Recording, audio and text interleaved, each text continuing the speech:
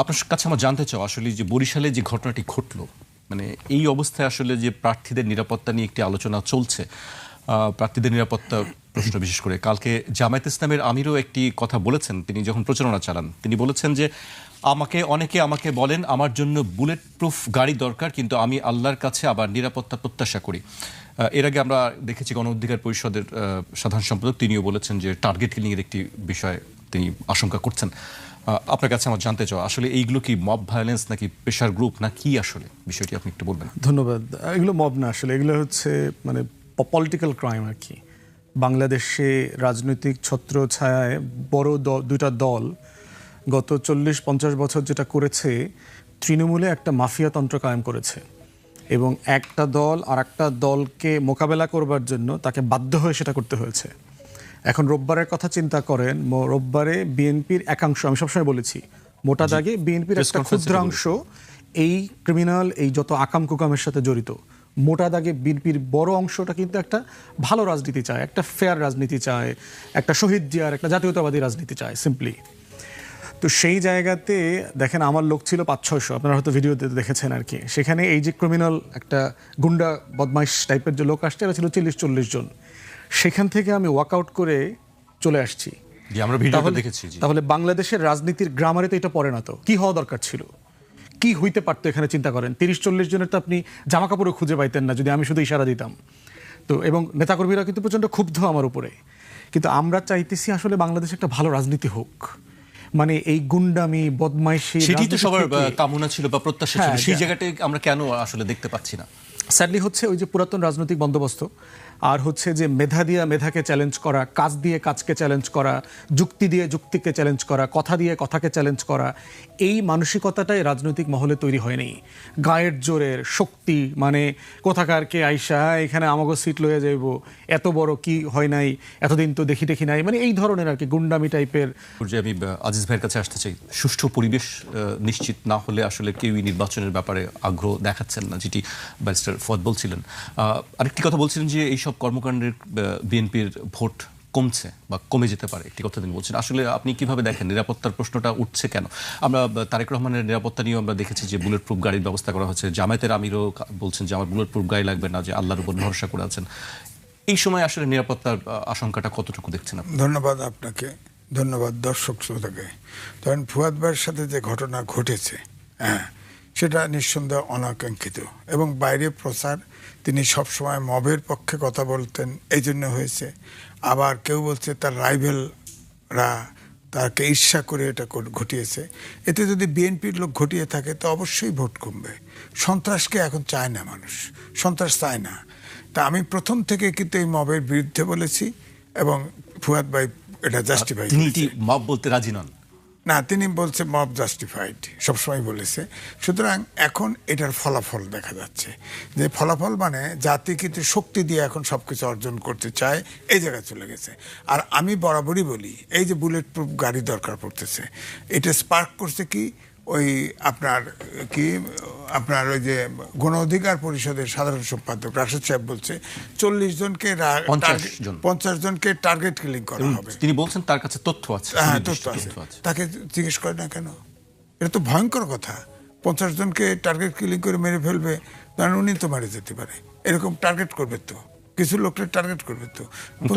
কিছু লোক 50টা প্রার্থী, 300 প্রার্থীকে বাইরে যদি 50টা টার্গেট কিলিং হয়, 50টা এমপি, এটা তো ভয়ঙ্কর ঘটনা। বাংলাদেশের ইতিহাসে এটা ঘটে নাই। বাক্স হাইজ্যাক হয়েছে, এখনো এই পরিস্থিতি আছে। আমি এই যে ফুয়াদ ভাই যে বলছে না, আমি কিন্তু আগে করেই বলি যে দেখেন এখনো আইন শৃঙ্খলা বাহিনী দেখি না। আর বিএনপির লোক হইলে কিছু ধরে না, জামাতের লোক হইলে ধরে না, মনে করে যে আমি শেষে কোন ফেসিবাদের দোষর হবো কিনা। বান্দরবানে পোস্টিং করে দিতে পারে, হ্যাঁ বলে। এই জন্যেই ওই পুলিশের গাড়ি দাঁড়ানো থাকার সত্ত্বেও এটাকে ওনাকে রক্ষাও করতে চায় নাই কেউ, গ্রেপ্তারও করে নাই, কোনো অ্যাকশনেই যায় নাই।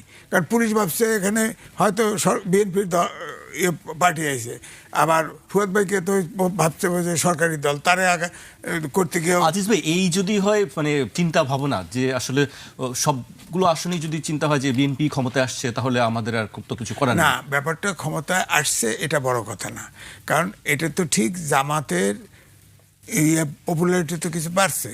কারণ বিএনপি যেসব এই যে ধরেন অনাচারগুলি হচ্ছে, অনাচারে যুক্ত, এতে তো আগে তো বিএনপির ভোট, আগে বিএনপির পপুলারিটি কমছে, হয়তো ভোট কমে নাই। ভোট কমে নাই এই কারণে বলি 17 বছর 111 সহ বিএনপির কত মামলা, কত গুম খুন, কত কিছু হয়েছে, একটা সদস্য কিন্তু দল ত্যাগ করে নাই। সুতরাং তারা হয়তো ভোট দিয়ে ফেলবে। বিএনপির এখনো যে ভোট অধিকাংশ কেন্দ্রে আছে, এই ভোটকে সুপারসিড করার মতো ভোট কোনো দলের নাই। এখন ধরেন ইসলামিক দলগুলো এক হয়েছে, তাতে ভোট মার্জিন বাড়বে। আবার দ্বিতীয়ত হচ্ছে যে লোয়ার হাউসে অনুপাতে আপনার উচ্চকক্ষ হবে। এখন উচ্চকক্ষর ম্যান্ডেট কী হয়েছে যে আমি বুঝছি যে সম্ভবত সিম্পল মেজরিটিতে নিচু কক্ষের আইন আপনার তাদের অনুমোদন লাগবে। তো এখানেও একটা কিন্তু ব্যারিয়ার আছে, কারণ আনুপাতিক নির্বাচনে তো ইসলামিক দলগুলো বেশ অনুপাতে বাড়বে। তো ওই অনুপাতে যদি সংসদে যায়, সংসদ চালানো কঠিন হবে, তো অন্যায় করাও কঠিন হবে। এটার একটা পজিটিভ আছে, নেগেটিভ দিকও আছে। তো আমার বক্তব্যটা একটা, আমি বরাবরই বলি যে ধরেন এই যে আইন শৃঙ্খলা বাহিনী জেনে ওনার ওই কি কয় ওই বাবুগঞ্জে দাঁড়ায় ছিল, তারাই তো ডিউটি করবে ইলেকশন কমিশনে, এত চাপ থেকে আসবে না। সেটি তিনি প্রশ্ন রেখেছেন যে তার মানে না, আমার বক্তব্য হলো যে একটা সেন্টারে প্রায় 450 সেন্টার হবে। একটা সেন্টারে ধরেন জামাতের 100 লোক থাকলো, বিএনপির 100 লোক থাকলো।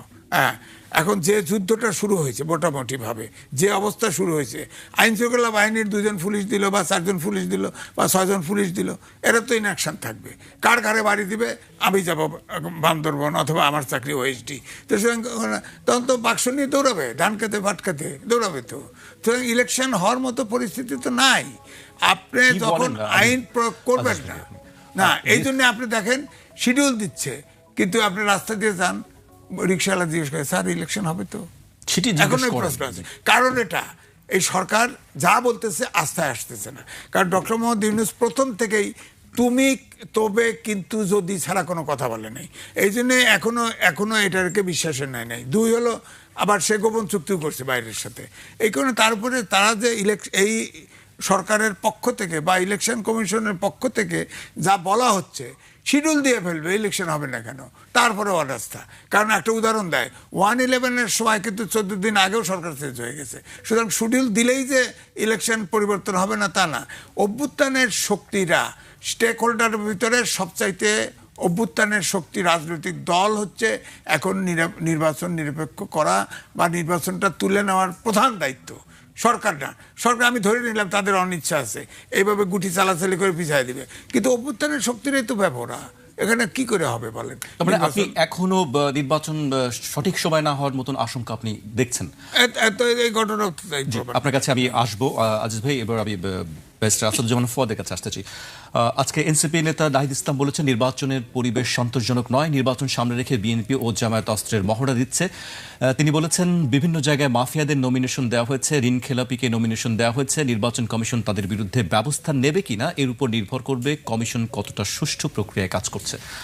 আপনি কি মনে করেন আসলে যে আজিজ ভাই বলছিলেন যে নির্বাচন সঠিক সময় হওয়ার এই পরিস্থিতি যদি বিরাজ থাকে? কথা সত্য, একমত এটার সাথে। বিষয় দেখেন যে আজিজ ভাইয়ের সাথে এক জায়গায় দ্বিমত করি যে পলিটিক্যাল ভায়োলেন্স বাংলাদেশে নতুন কোনো ঘটনা না। এটা রাজনৈতিক সহিংসতা বাংলাদেশে যুগ যুগ ধরে ঘটে আসছে, এবং প্রত্যেক দল এই আন্ডারগ্রাউন্ড সন্ত্রাসী পালা, ক্রিমিনাল, গুন্ডা পান্ডা, অস্ত্র ম্যানেজ করা, এগুলাকে মেনটেন করা, এগুলো তারা করে আসছে। এখন প্রশ্ন হচ্ছে যে বিএনপির এখন এটা কেন করতে হবে? আওয়ামী লীগ নাই তো। মানে আপনি যেই শত্রুকে সামনে রেখে এগুলো করেছেন, এটা তো আপনার এখন করার দরকার নাই। এবং এই যে একটা ফ্র্যাকশন, খুবই ক্ষুদ্র ক্রিমিনাল অংশটাকে আপনি অভিযোগ 2 দলের বিরুদ্ধেই করছেন আসছে, বাট এটা জামাতের ব্যাপারে শুধু একটা অভিযোগ আসছে, অস্ত্রের ব্যাপারে ঈশ্বরদীর যে ঘটনাটা। বাট মোটা দাগে এই ঘটনাগুলোর সাথে জড়িত আসলে বড় 2 দল ঐতিহাসিকভাবে আর কি। তো সেই জায়গাতে আমরা বোধ করছি যে বিএনপির এখন থেকে কাজটা করার প্রয়োজন নাই। কারণ তার ওই লেভেলের আশঙ্কা আতঙ্কর কোনো জায়গা তো আমরা দেখতে পাচ্ছি না। সেখানে আপনি একটা ম্যারিট বেস মেধার রাজনীতি এখানে করার সুযোগ আছে সেই জায়গাতে, এবং এই অংশটাকে লালন পালন করে যেটা হচ্ছে আমরা তৃণমূলে দেখতে পাচ্ছি, সাধারণ মানুষ খুবই ক্ষুব্ধ। বিএনপির যারা সলিড ভোটার আছেন এই জনগোষ্ঠীও এই লোকগুলোর উপরে প্রচণ্ড ক্ষুব্ধ।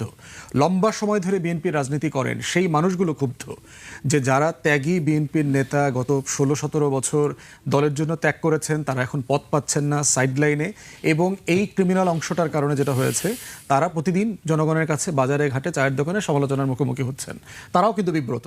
অতএব সেই জায়গাতে আমাদের বক্তব্য হচ্ছে যে এই ক্রিমিনাল অংশটাকে পুষতে হবে কেন?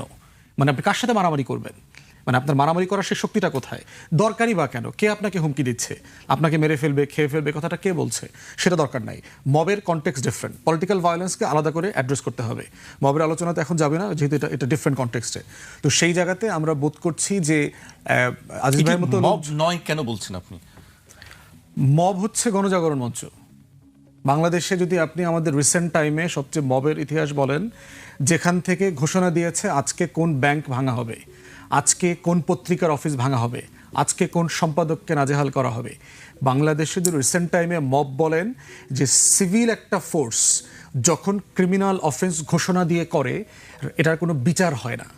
অতএব মবের আলোচনা করতে হইলে আপনাকে ওই কনটেক্সটে করতে হবে। ওইটা তো পলিটিক্যাল ভায়োলেন্স ছিল না, কিন্তু পলিটিক্যাল অপোজিশনকে টার্গেট করা হয়েছে, একটা রাজনৈতিক অংশকে ওখান থেকে টার্গেট করা হয়েছে। মবের আলোচনাটা এটাকে আমরা কি নাম দিতে পারি? Political violence. Political violence, politically motivated violence. সংঘের মধ্যে কি পলিটিক্যাল ভায়োলেন্স পড়ে না? মবের মধ্যে সবসময় পলিটিক্স নাই তো আপনার। বিভিন্ন সমাজ, যেমন ধরেন আপনি একজন ডাকাতকে ধরছে, ডাকাতকে ধরে এলাকাবাসী ধরে পিটায় মেরে ফেলছে, এরকম ঘটনা পড়ছেন না?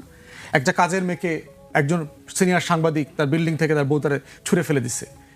অথবা ধরেন আপনার ওই যে আনন্দ ফুর্তি করে পিটায়া 28শে অক্টোবর এই যে জামায়াত এবং বিএনপির উপরে যে লগি বৈঠার তাণ্ডব হয়েছে, এটাকে আপনি মব বলতে পারবেন। তো মবের একটা পলিটিক্যাল অংশ যেমন আছে, একটা নন পলিটিক্যাল এলিমেন্ট আছে। কিন্তু রবিবারে যেটা হয়েছে সিম্পলি একটা পলিটিক্যাল মোটিভেটেড জায়গা। এখানে আর কোনো এলিমেন্ট নাই, এখানে আর কোনো ইস্যু নাই যেটাকে আপনি এখানে পুল করতে পারবেন এক্সেপ্ট পলিটিক্যাল রাইভালরি। এই রাজনৈতিক প্রতিযোগিতা প্রতিদ্বন্দ্বিতা কিভাবে ডিল করবেন, এবং এই ঘাটতিটা আছে। এখন প্রশ্ন হচ্ছে এটা আপনি প্রশাসনের উপর ডিপেন্ড করবে, নির্বাচন কমিশন শিডিউল ঘোষণার পরে যে এই ভায়োলেন্সটা বাড়বে না কমবে। আমাদের সাথে যারা কাজ করছেন তারা তো ফেরেশতা না, তো তারা প্রতিদিন মাইর খাবে, আপনি এটা আশা করতে পারবেন?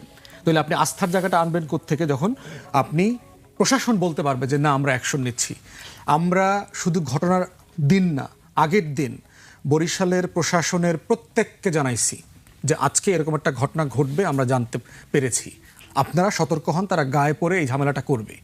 ইউনো থেকে শুরু করে ওসি, ডিসি, এসপি প্রত্যেককে মেসেজ দিয়ে আমি এটা জানাইছি যে আজকে ঘটনাটা ঘটবে।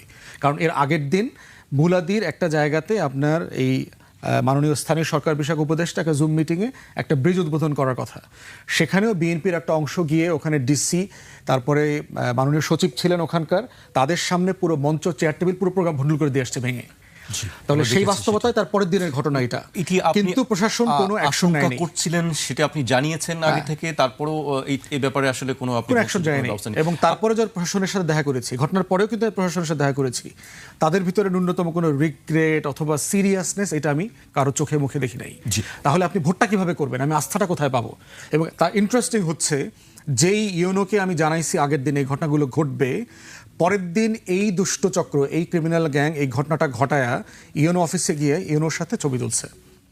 খুবই হাস্যোজ্জ্বল অবস্থা। ইউনো এই কাজটা করছেন, আমার কাছে ছবি আসছে।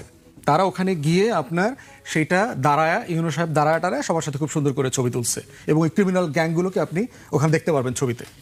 এবং তাদের নেতা বলতেছে এরা কেউ বিএনপির না, অথচ সবাই বিএনপির পদস্থ নেতা। তো বিএনপি লিডারশিপকে বলবো যে ভাই আপনি কেন এই ক্রিমিনালগুলোকে পালতেছেন? আপনার দরকার নাই তো, সিম্পলি মানে একটা প্রয়োজন থাকতে হবে তো। এবং বিএনপি নেতৃত্বকে আমরা বারবার আহ্বান করেছি যে ভাই এই দুষ্ট চক্রকে বাদ দিয়ে দেন, খুবই ফ্র্যাকশন, এদেরকে নিয়ে গ্রামে গঞ্জে হাঁটলে প্রতিদিন আপনার ভোট কমবে, ভোট বাড়বে না। জি, আপনি নিশ্চয়ই শুনছিলেন ব্যারিস্টার ফুয়াদের বক্তব্য, আর আপনি বলছিলেন যে ধান খেতে পাট খেতে দৌড়ানোর মতন অবস্থা হতে পারে। কেন আপনার মধ্যে এই বারবার এই আশঙ্কাটা কেন, একটু যদি না, আপনি এটাই তো প্রমাণ যে একটা পার্টির সাধারণ সম্পাদক বলল টার্গেট কিলিং হবে 50 জন, তাকে আরেকজন সাধারণ সম্পাদক তিনি তাহলে তার কাছে বলছে তো প্রমাণ আছে, তাহলে তাকে জিজ্ঞেস করুক, সেটা অ্যাড্রেস করুক। এক। দুই হলো, এই যে ধরেন আমি ধরি যে একটা ঘটনা ঘটলো, ঈশ্বর দিয়ে একটা ঘটনা ঘটেছে, আরও জায়গায় ঘটেছে, পলিটিক্যাল রাইভেলতে প্রায় 200 লোক মারা গেছে ইতিমধ্যে। ইলেকশনের সময় হবে না কেন? এগুলো তো ইঙ্গিত দেয় ইলেকশনের দিন হবে, কে জিতবে কে হারবে, এর জন্য যুদ্ধ হবে। হইতে পারে বিএনপি জামাতের কিছু বেল্ট জায়গা আছে, সিট আছে, সেখানে জিতবে, অনেক জায়গায় তো জিতবে না, এটা ঠিক, ভোট বেশি আছে বুঝলাম, কিন্তু যেখানে ধরেন কন্টেস্টের মতো হবে সেখানে তো যুদ্ধ হবে, আর এই পুলিশ ইনঅ্যাকশনে থাকবে। ভোট যুদ্ধ, ভোট ভোট যুদ্ধ হবে, তাতে প্রাণও যেতে পারে, প্রাণ তো যাবেই। যুদ্ধ তো আবার বাংলাদেশের যুদ্ধ গ্রাম অঞ্চলে তো সরকি বল্লম এগুলো হয়, খালি রিভলভার দেখেন কেন? আর সরকি বোঝেন, ট্যাটার জায়গায় এখন অস্ত্র চলে আসছে, এগুলো আছে, রামদা আছে, কত কিছু আছে, ব্যবহার করবে যুদ্ধক্ষেত্রে, এটা যা ব্যবহার হয় এটা হবে, তো হবে, কারণ হচ্ছে পুলিশ তখন তাকায় থাকবে। আপনি আর্মিকে রাখতেছেন স্ট্রাইকিং ফোর্স, আপনি বলেন সে জেলার সদর থাকবে অথবা থাকবে জেলা হেডকোয়ার্টারে থাকবে, হ্যাঁ, তো এই পুলিশ তো ইনঅ্যাকশন থাকবে। যখন বিএনপি বিশেষ করে আর জামাত, বিএনপি জোট এবং জামাত লাগবে, তখন পুলিশ এখানে আসবে না, আপনি নিশ্চিত, এটা বহুবার প্রমাণিত হয়েছে। জামাত যেখানে অপকর্ম করে পুলিশ কিছু বলে না, হ্যাঁ, এবং গ্রেপ্তারও করে না। বিএনপি করলে, অপকর্ম করলে সেখানেও কিছু পুলিশ করে না। তো বলবেন আপনি ইলেকশনে তো জেতার একটা প্রতিযোগিতা শুরু হয়ে গেছে, মাস মিডিয়ায় দেখেন না কত কিছু করতেছে, কাউকে বন্ধ করার চেষ্টা করতেছে, বলতে তো পারে, তাকে সরকার থেকে বলতে পারে, ওয়ার্নিং দিতে পারে যে আপনি কথা বলতে পারেন না, বলতে কাউকে তো ওয়ার্নিং দিচ্ছে না।